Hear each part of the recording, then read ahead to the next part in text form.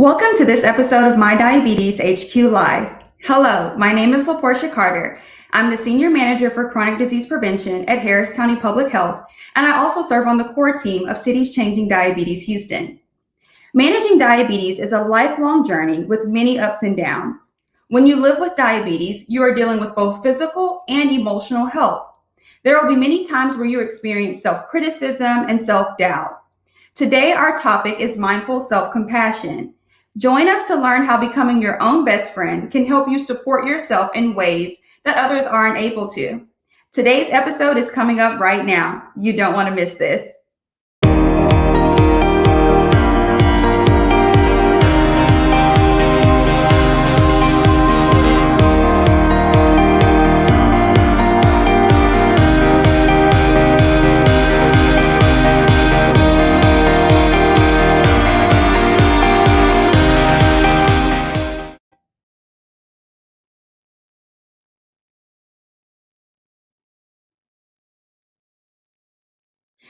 This weekly broadcast is developed and produced by Cities Changing Diabetes volunteers in Houston and Philadelphia. Our two cities are the U.S. members of a global network of 36 cities working to improve diabetes prevention, care, and management. You can learn more about Cities Changing Diabetes by going to citieschangingdiabetes.com. The purpose of MyDiabetesHQ Live is to help people with diabetes and their support teams. Today, I am joined by Gwen Brehm, founder and executive director for the Center for Mind, Body, and Health; John Griffin, civil rights attorney, former chairman of the National Board of Directors of the American Diabetes Association; and Serena Valentine, CEO of Core Initiatives and Houston Diabetes Peer Support Coordinator. Good morning, everyone. How are y'all? Good morning. Thanks for joining us. So when you are living with diabetes, you're managing a very complex disease on top of being a parent, a spouse, a coworker, and a friend. It's like driving a Formula One car, right? Like any little mistake impacts everything else. So how do you manage all of life's responsibilities when diabetes takes pole position in your life? How do you allow yourself not to succumb to the doubt and pressures and learn along the journey of living with diabetes? Mindful self-compassion is a hot topic within psychology and is one that was developed from science by Dr. Kristen Neff at UT Austin and Christopher Garmer at Harvard. The applications of mindful self-compassion to diabetes care and management are also well studied with several peer-reviewed publications starting back in 2016 with a study in New Zealand. So let's get started. Gwen, thank you so much for joining MyDiabetesHQ Live. We are so excited to have you. We've been talking about self-compassion and really excited. We didn't know it had like a name to it, and there was this whole practice and study around it. So in your work at the Center for Mind, Body, Health, you teach a technique called mindful self-compassion. Can you tell us what mindful self-compassion is and how it can help people living with diabetes? Yes. So mindful self-compassion is more of a practice and a way of life. It's actually a set of skills that you can learn. And that's the important thing to keep in mind, that even if you're struggling with being kind to yourself and maybe you have a very strong inner critic, you can learn how to pull that back and learn how to treat yourself with more kindness. And that is very important when it comes to any chronic disease, is that we learn how to approach ourselves with more kindness and graciousness towards that. So mindful self-compassion is a set of skills that is based in three components. And the three components are self-kindness, common humanity, and mindfulness. And we incorporate those three components in all of our skills as we try to help people overcome that inner critic. And what we're looking for is helping people to gain a loving, connected presence with themselves, which then, of course, will flow out to other people.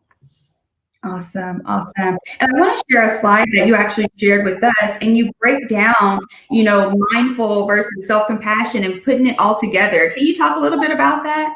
Sure. Mindfulness is a big component of a lot of treatment and a lot of interest these days. And the basic idea of mindfulness is bringing awareness to the present moment. So you're staying right here in this moment. You're not worrying about the past or stressing over the future. You're just really paying attention to what's coming up for you right now. Oftentimes we get into a practice of giving ourselves a hard time and giving ourselves a lot of criticism around things that we are experiencing, sometimes things that aren't even in our control. And so self-compassion is very important for us to be able to meet ourselves, our suffering, and our imperfections with the same kindness that we would meet a friend or a loved one with. Sometimes we even treat ourselves worse than we would a complete stranger. So we want to be able to learn that mindful self-compassion, that loving, connected presence that we would give to others, and learn how to bring that to ourselves. So we're bringing love into the present moment. We're recognizing our suffering, and we're bringing kindness and compassion to that suffering.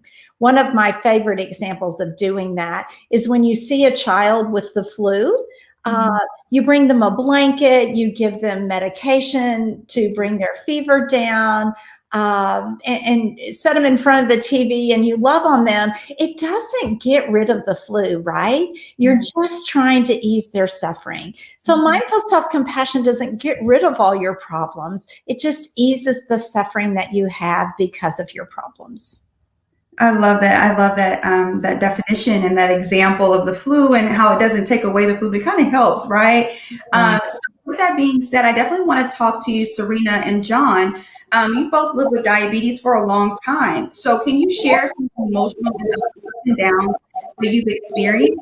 And then how does the concept of mindful self-compassion resonate with you? It speaks, this is John, it speaks very close to my heart because when I first had diabetes, I did not get to that point of awareness inside my heart as to what was going on and what I would live with for the rest of my life. And so at first there was anger, so I could not get to the real awareness piece to be able to accept myself. To be able to understand that this is going to be something I'm going to need to love myself as much as those around me, or I'm going to find myself in a lot of very, very agitated situations. And so once I read a book when I was just been depressed for about 2 months and saw a therapist, I wept a lot, but that emotional acceptance that I was going to live with diabetes the rest of my life helped me to at least enter that phase of at least understanding the importance of accepting that I'm not perfect, accepting that I'm going to make mistakes. And for me, I'm a lawyer, accepting that after I make a mistake, I will beat myself up with guilt. And guilt on how mistakes or developments affect me, my wife, and our 3 girls. Luckily, no one's ever been hurt, but that sort of thing has happened. And a good example of it is something probably happens every month where I am tempted to beat myself up and say, you dumb, what are you thinking? Why are you trying to squeeze the last 10 units out of that insulin pen when you could get out a new pen just because you're so darn frugal, only to figure out that after you've injected it's U200 unit insulin instead of U100, and knowing for the next 36 hours you're going to have to be watching your carbs and really checking your blood sugar. I first thought to myself, what a moron you are, saving insulin. You have good insurance. You could have easily thrown that pen away and got the new pen out, but you had to get the last 10 units out of the pen. It wasn't smart, but it's human. So I went through that and I said, you are a valued person. Be easy on yourself. You've made it this far. You don't have any complications. So loving oneself not only is important to my own self-preservation, but it allows me to love others and help young type 1s when they're first diagnosed, and deal with others when they're undergoing difficult. Awesome. No, thank you so much for sharing that. And I love how you gave a real life example. I feel like a lot of people watching this and listening to your story and listening to that perspective can say, oh my God, like I identify with that as well. I do the same thing, you know. And something so awesome you said at the very beginning, you said, you know, how it resonates with you is learning how to love yourself the way that other people love you, right? And so it's like, yes, you have diabetes and you're living with this for the rest of your life, but I'm going to love myself like everyone else still loves me. That was so powerful. I love that. What about you, Serena?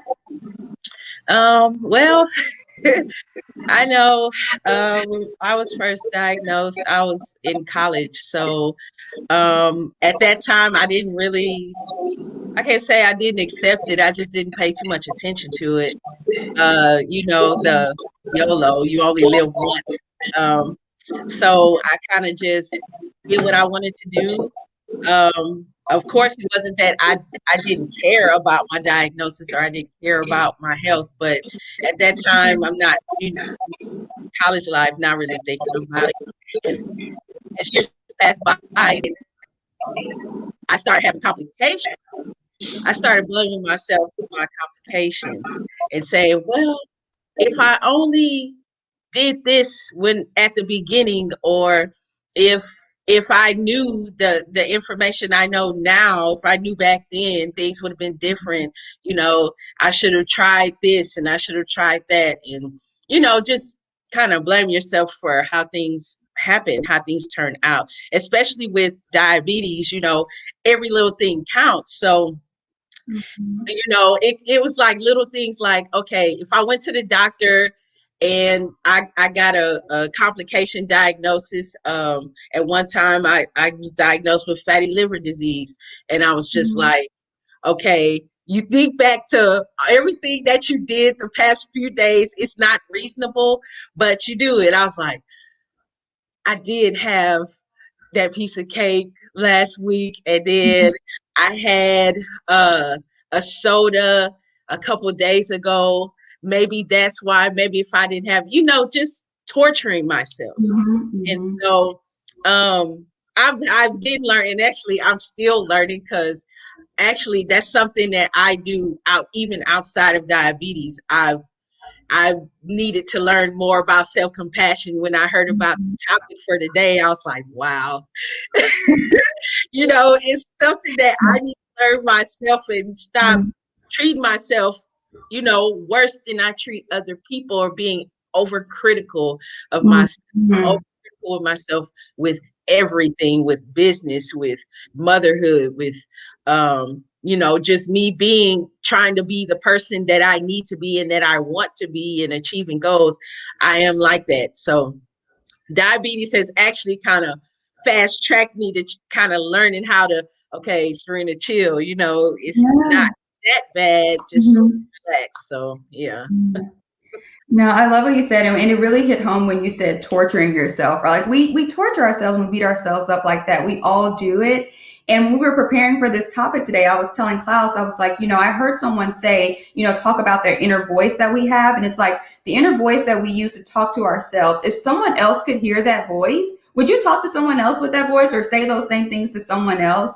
And so it's like when we were talking about self-compassion, I got so excited because it immediately made me think of that. Like we torture ourselves and we would not do that to other people. So I love that you even brought that up, Serena. It's something for us to really think about. So with that being said, I want to dig a little bit deeper into the three components of self-compassion. So when you talked about it earlier, so what are the three components? Can you talk a little bit about what they mean? Yeah, so the three components of self-compassion are self-kindness versus self-judgment. As you heard from the examples that Serena and John shared, there was a lot of self-judgment, a lot of self-criticism. And so what we're wanting to do is bring some self-kindness to us, right? Just like you would to a friend. There's also that common humanity versus self-isolation. Oftentimes we think we're the only ones experiencing this, right? And so whether our concern is over diabetes and making a poor choice in something we ate, or perhaps there are things that happen with chronic illness that aren't under your control. And we think we're the only ones experiencing this and we're the only ones suffering like this. And so the common humanity helps us to understand that people all over the world suffer with this disease, suffer with this criticism, suffer with all kinds of emotions, and understanding that we're among many people who are experiencing this probably right in this very moment too, and that it's very common human experience. And the mindfulness versus mindfulness versus over-identification is really helpful in the sense of you're able to look at your suffering and what is happening in this moment as separate from yourself. Okay. Sometimes we over-identify and over-personalize and make a situation so much about who we are instead of an experience that we may be having in that moment. And so that's where that mindfulness versus the over-identification comes in, is being aware that in this moment I am having this experience, but it's not who I am all the time. Awesome. No, thank you for diving deeper into that. Does anyone have any comments on those, the three components? Just a question that struck me as Gwen was speaking. Our heads can tell us we need to practice love for ourselves and separate our suffering on the one hand from our core, our hearts. How can those of us who sometimes find that difficult to separate and recognize this suffering is something outside of ourselves, what are some ways we can better do that? There's a variety of ways. Probably one of my favorite ways in self-compassion, if you can just imagine that you're seeing this experience in your hands. You might have seen me do that because I do that all the time when I teach about it. If you can imagine that it's detached from you, it's something you're experiencing and it's not you. Okay. And we have lots of things like that. Like we're experiencing a shower, but we're not the shower, right? We're experiencing hot and cold and temperature changes, but we're not the temperature. So if you can think of it sort of in a analogous to some of those other experiences that you have, it might be helpful. And so you can experience, I'm having a moment of suffering right now, but I don't suffer all the time. And this is not who I am, you know? And so maybe referring it to a moment of can be really helpful. Wow. Thank you. Yeah, thank you so much. It's not, we're experiencing something, but it's not us. I'm taking that with me and reminding myself that, you know, moving forward. So with that being said, as a follow-up, how do we move from that initial stress response to a response of self-compassion? What do we do there, Gwen? Yeah, there are several ways to do that. We actually have methods in Mindful Self-Compassion course that teaches people how to do this. One of the skills that we use is through touch, that when we touch ourselves in a very loving and kind way, it actually activates the oxytocin in our brain, just as if somebody else was giving us a pat on the back, right? And same thing with our words. The words of kindness that we use, that we might use to someone else who was struggling, bringing those words to ourselves will help reduce the stress response in the brain as well. And so soothing touch and soothing words can be very helpful in calming the stress response, the amygdala, everything that is activated in the brain through this process. So.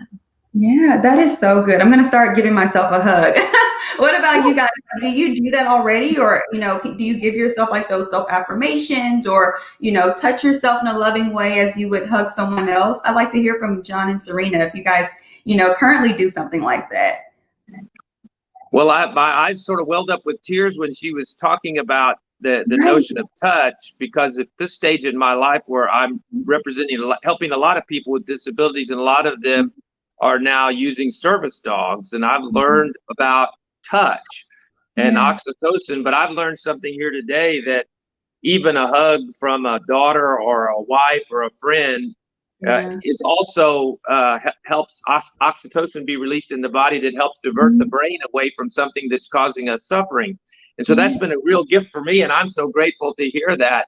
But touch has been something that has been hard for us over the last year. There's been a lot of segregation and people off by themselves, and unspeakable pain, which leads me to this thought that my mom and my head tell me, I cannot really be compassionate and empathetic toward others unless I can accept myself for what I am. And part of my life, the most exciting things I do in life today at my age is helping people get from a situation that's not good at point A to point B.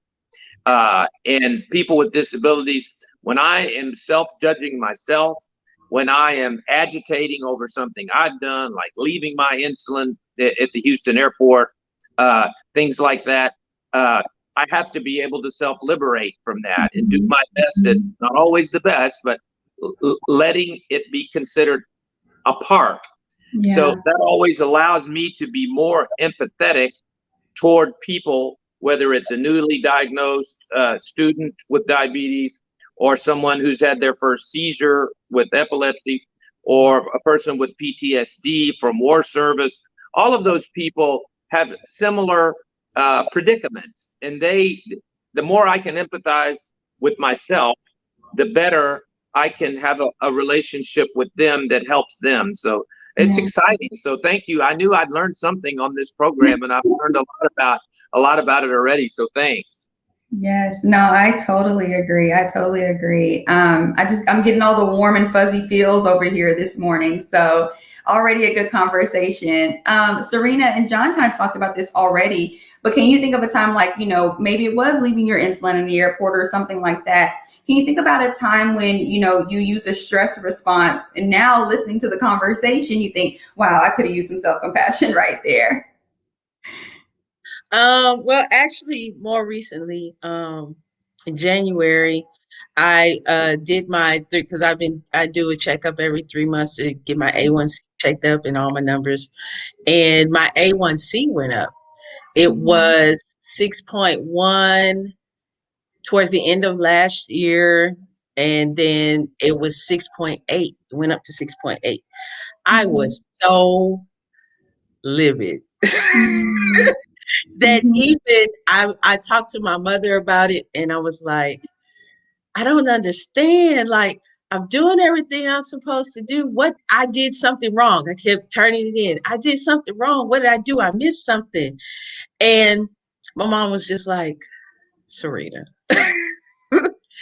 chill. Like, things happen because, even as I'm learning that other things can affect your blood sugar besides diet and exercise and medication. So it's like and I started talking to some of my other colleagues about it, and I was just like, I don't understand. And I'm glad that I'm around other people who are more knowledgeable about these things, because then they can tell me, have you been getting sleep?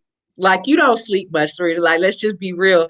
And it kind of made me think, okay, well, maybe that's why my sugar is. And so it's like, actually giving myself that space to just be like, okay, it's not always just you. Like, other things happen. Just be okay with things happening. And it's like, even after almost 18 years of dealing with type 2, I'm still having to tell myself, hey, things happen. Like, things happen. And it's like, after a while, you get to a point where you think you got it under control, and then diabetes is like, not really. Like, you might, but hey, what's up? I'm here. So it is So it's a struggle sometimes, especially like I said, for me, to give myself compassion on the things that happen in my life. But it's a work in progress. I put Mhm. it that way. It's a work in progress. Yeah. And I think, Well, as you were saying that, girl, I was thinking I'll trade that my A1C for yours. But then I thought you've given me a real gift, because my first part of me says, oh, you ought to have an A1C as good as hers. And I've known with self-compassion and people helpful to me to separate that out and say, you don't have complications. You like to eat. You do your carb counting. You don't do as good a job as you could do, but you have a good life. You haven't had any complications in 25 years. And so count your blessings and quit beating yourself up. And to have a physician or a healthcare provider who can say, you are okay just the way you are, even though it's not perfect. Count those blessings. Yes. Yes. no, I'm loving the conversation. And for me, Serena, when you were saying like things happen, like, with life, with diabetes, with anything, like things are going to happen. And like, I immediately thought that means like self-compassion is like an ongoing thing. We're not going to just use it like one time, right? Because something else is going to pop up and something else is going to pop up. So it's like this practice that we have to continually do, like continually show ourselves that grace and compassion that we give to others. And Serena, from a couple of conversations ago about caregiving, you've given care and received care, and so the compassion that you've shown those folks when you're like caregiving and giving care to others, showing that same grace and compassion to yourself continually. I just thought that was so powerful to even think about. When you said it, like life just continues to happen. I'm like, oh my God, it does. And we just have to continue to show ourselves grace. So with that being said, like we're talking about, self-compassion and mindfulness and everything. So I want us to practice what we're preaching. Specifically, Gwen, you're preaching, we're listening at this point and learning.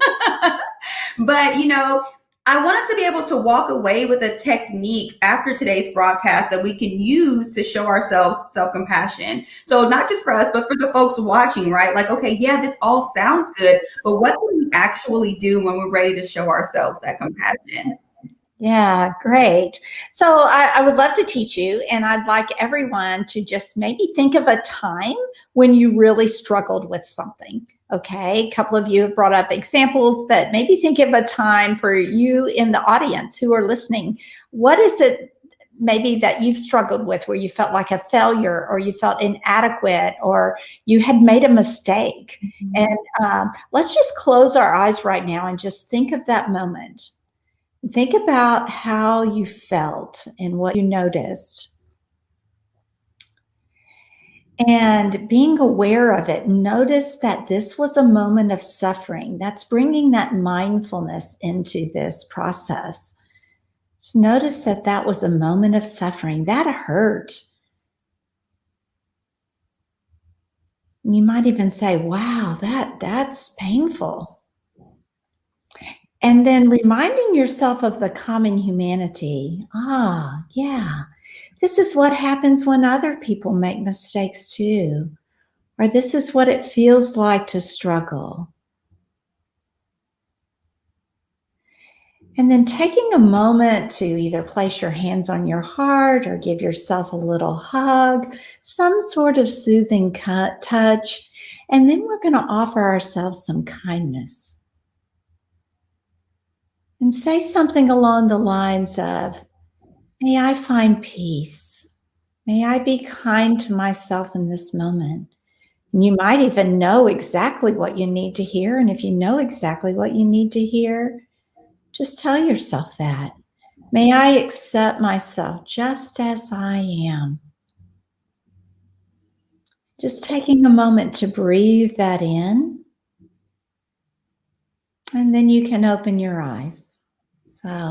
So we did that in a very formal way, but sometimes it can happen in 3 to 5 seconds where you're just like, oh, okay, and you just very quickly offer yourself that compassion. Yeah, that was very powerful. Can I just say that, even though it was very brief, it was very powerful. My eyes were watering and I was like, you got to get in check. You're on camera, because I felt it so deeply. We have to show ourselves like that compassion in that moment. And, you are okay and everyone makes mistakes. So, I just want to hear from, John and Serena. How do you guys feel after doing that exercise? Gwen, that was amazing. What I felt was that we have a common bond with our neighbors around us. Mm-hmm. We are not alone in suffering. Mm-hmm. We have the experience in our hearts and minds to know that this suffering is something that's not going to last. Yeah. It's something we can be in touch with and own, but at the same time know that it won't define us. And in a few minutes, hours, or days, it's going to dissipate and not have the same effect on us. But it's a hard thing for some of us to do, and I'm a part of that group. It's hard to love yourself in that way, since we see people around us who appear to be self-centered or egocentric or worse. But in my heart of hearts, in trying to be more empathetic, I want to say those people really don't love themselves very much, such that they are so craving of attention and so angry at everybody around them. And so I can find myself using Gwen's strategies to help liberate myself of anger toward those who appear to be egomaniacs, who are out there in this world, because they need some self-compassion themselves. Yeah. No, that's good. And we can share this technique now that we know it. We can share it with other people around us too, right? Whenever we encounter someone like, I think you need a little self-love. Let me try this with you, So, we can definitely share it with those that we encounter. I think it's so easy and so quick, but so powerful and impactful at the same time. What about you, Serena?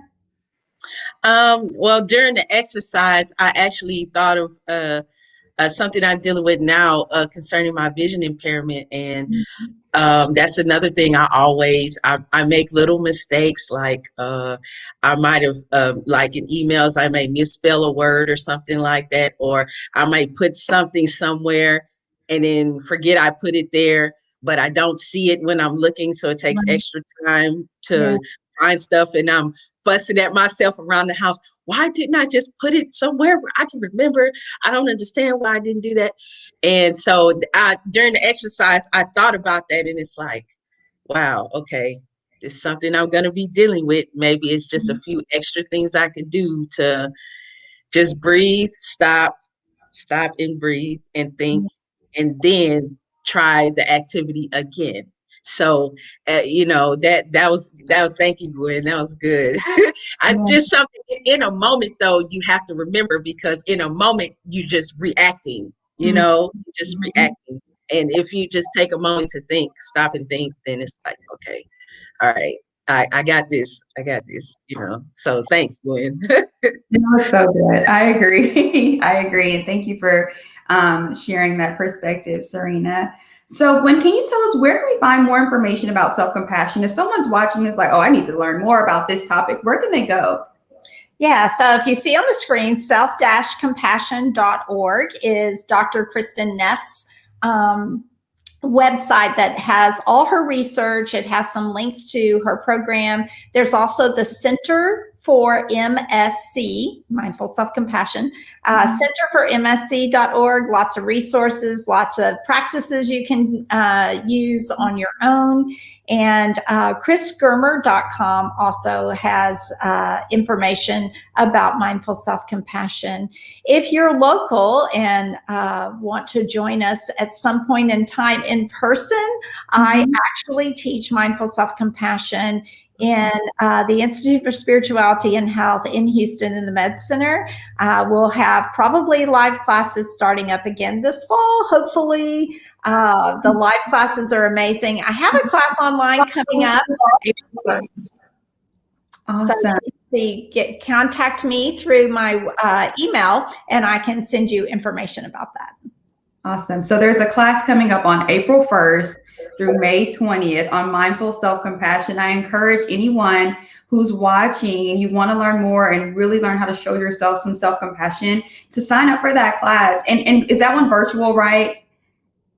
Yes, it is. We'll be doing it online. It's in the evenings for those of you who work during the day. And it's a great way for you to teach yourself how to practice more self-compassion. Yes. And that's the good thing about virtual classes. I know, we entered into them by force, but it's a good thing. Like, no matter where you are, whether in Houston or Philadelphia or Dallas or another city, it's virtual. So you can sign up and really get some more information. So that's exciting. You may see my name on that list, Gwen, honestly.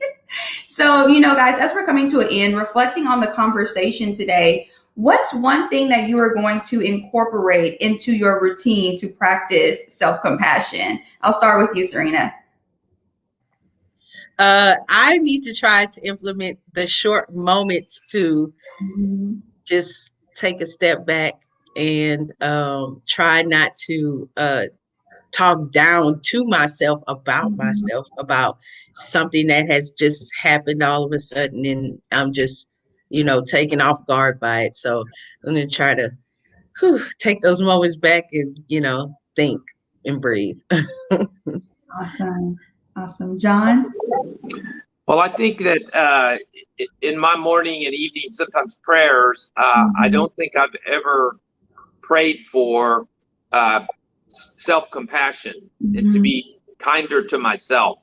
It's usually prayers for others. So I aim to incorporate that into my morning and evening prayer rituals, but also to hug my wife more, even at times when we are picking at each other or disagreeing about something, knowing that just the touching and that the bond that's created by that will help dissipate those sorts of feelings of judgment and guilt in my own mind, knowing also from the science that it's going to have a positive effect on her too. Yeah. No, I love that.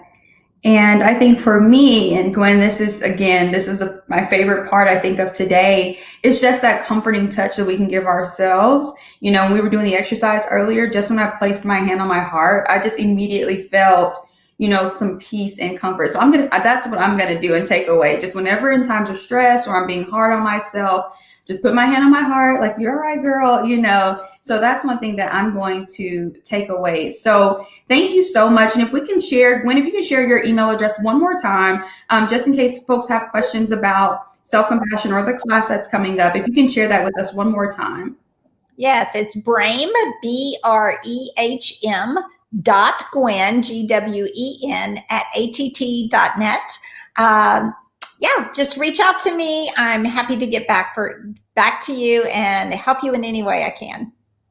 Awesome. So thank you so much to all of you. I've personally learned a lot today, genuinely. And I look forward to exploring the concept of mindful self-compassion more. Thank you to Gwen for coming onto the broadcast, and for Serena and John's practical, advice, and really showing telling us their experiences, with diabetes and the emotional toll, but then also how they'll use self-compassion in their toolbox for management moving forward. And we want to continue this conversation in a future episode and explore how mindful self-compassion can help us in our relationship with others. John touched on that a little bit, so I love that you said that. Perfect segue, right? So how, self-compassion helps us with our relationship with others. And then to our viewers, we want to say thank you so much. And we hope that this conversation will help you optimize your emotional well-being so that you can take on the various challenges in your life, whether they're dealing with diabetes or otherwise. The topic of self-compassion is applicable across the board. So this weekend and beyond, be kind to yourself and treat yourself just like you would treat your best friend. So we have a quick survey on YouTube and Facebook where we would like to get your feedback on the program, as well as recommendations for future episodes. So please make MyDiabetesHQ Live better by filling out that survey. Mark your calendars. We'll be broadcasting every Saturday, 10 a.m. Central Time, 11 a.m. Eastern Standard Time. And our next episode will be next Saturday. Thank you so much for being a part of the MyDiabetesHQ community. See you guys next time.